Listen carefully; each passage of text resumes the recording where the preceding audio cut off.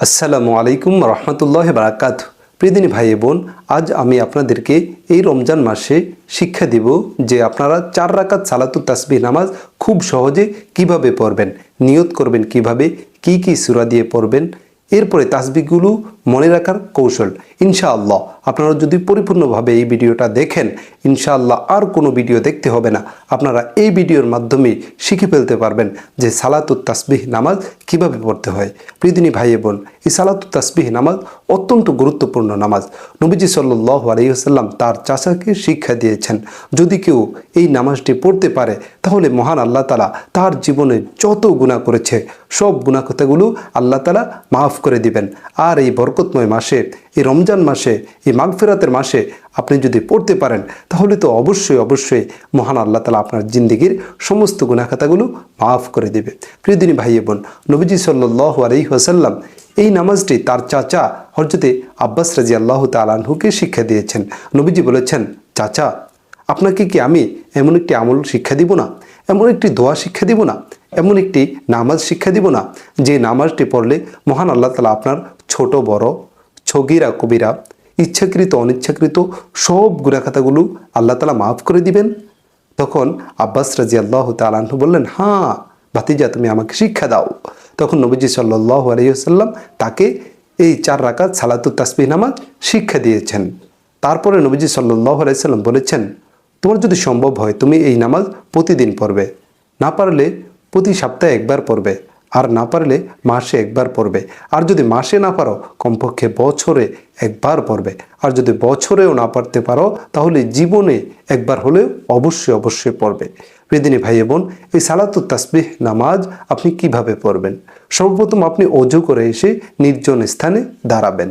দাঁড়ানোর পরে এভাবে নিয়ত করবেন, আল্লাহ, আমি তোমাকে সন্তুষ্টি করার উদ্দেশ্যে 4 রাকাত সালাতুত তাসবিহ নামাজ পড়তেছি, আল্লাহু আকবার।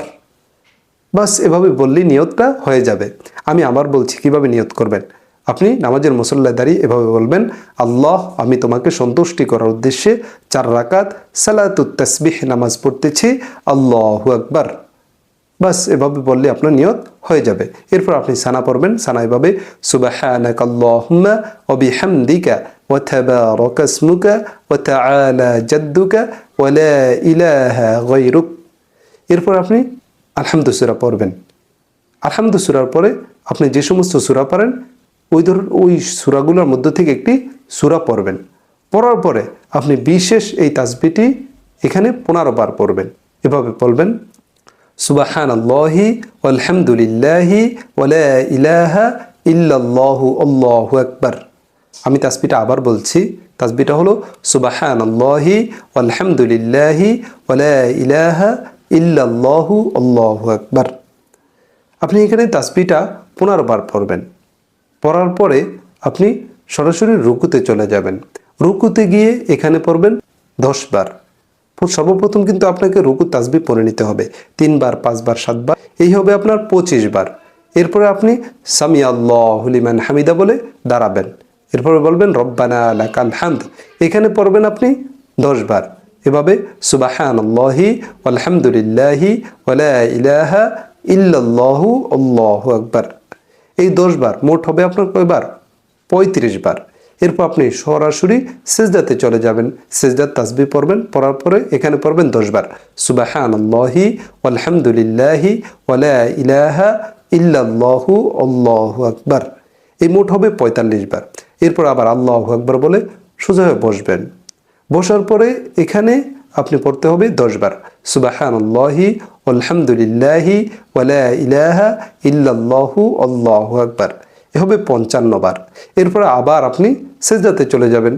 এখানে পড়বেন সিজদার তাসবিহ পড়ে 10 বার, সুবহানাল্লাহি ওয়ালহামদুলিল্লাহি ওয়া লা ইলাহা ইল্লাল্লাহু আল্লাহু আকবার। এ হবে 65 বার। এরপর আবার আল্লাহু আকবার বলে সোজা হয়ে বসবেন।